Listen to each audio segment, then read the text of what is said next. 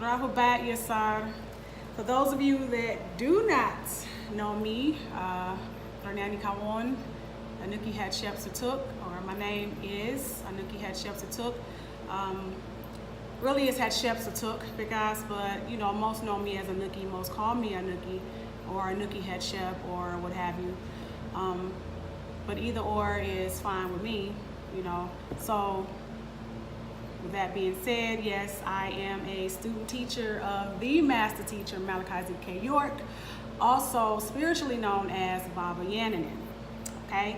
So the reason that I am making this video is because I started out a couple of months ago, but took a little bit of a break. Why?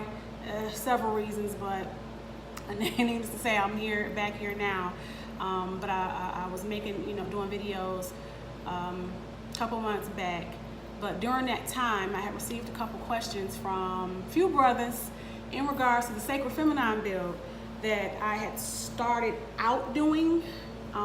That was the original gear that I was trying to go in, but I just found so many other things within the doctrine that I felt needed to be taught or said, or more clarity being brought to it. So I just kind of spoke on those things as well, but I'm kind of just getting back to the Sacred Feminine doctrine so that I can do my due diligence as Sacred Feminine myself to help those of you that find it difficult or a little confusing to understand this doctrine, okay?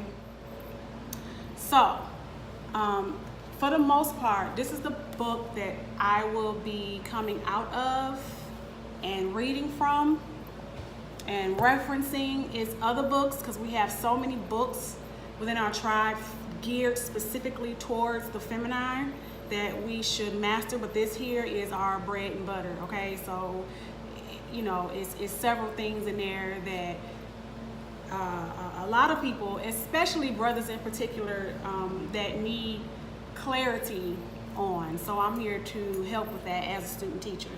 So let's just get right to the questions, okay? I'm only gonna do two. I'm only gonna do two in this video because I don't want it to be redonkulously long, and I don't want to go too deep. This video will be 5 hours long, and I don't really want to do that. I mean, if it comes to that eventually, then maybe so, but I'm gonna try my best to keep it simple, okay? So the first question came from a brother, which all the questions that I got came from brothers, surprisingly, but well, not really surprisingly, but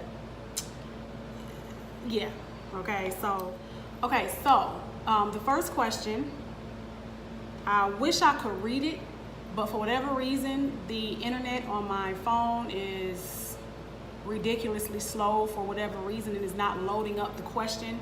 I looked at it earlier. I can recall it, but just in case I missed something in the question, brother, if you're watching this, just email me again. And if I'm not clear, or if you want more clarity, just like I said, email me and I'll do my best to just revisit the question and answer it again, okay? So your question, I'm paraphrasing, okay? Because clearly I don't have it with me. But it was something in regards to, well, you said you understand the feminine, the doctrine in reference to the feminine being strong genetically and her being deity in the physical plane and things like that. And you wanted to know, where does the masculine come in with his physical strength? Because we do know that the masculine is physically stronger than the feminine, okay? Let's not argue about that, it's a fact, okay? So I don't want to hear nobody calling me or emailing me or inboxing me talking about, well, it's some women that, I understand that, I get it, and I'm sure it is, but as a whole, okay, as an all-around thing, masculine are physically, their strength is much more stronger than ours. So yeah, okay, hope y'all can accept that. It's difficult for some people to accept. However, Yes, brother, that is very true. And it's really not much build on it. The only thing is that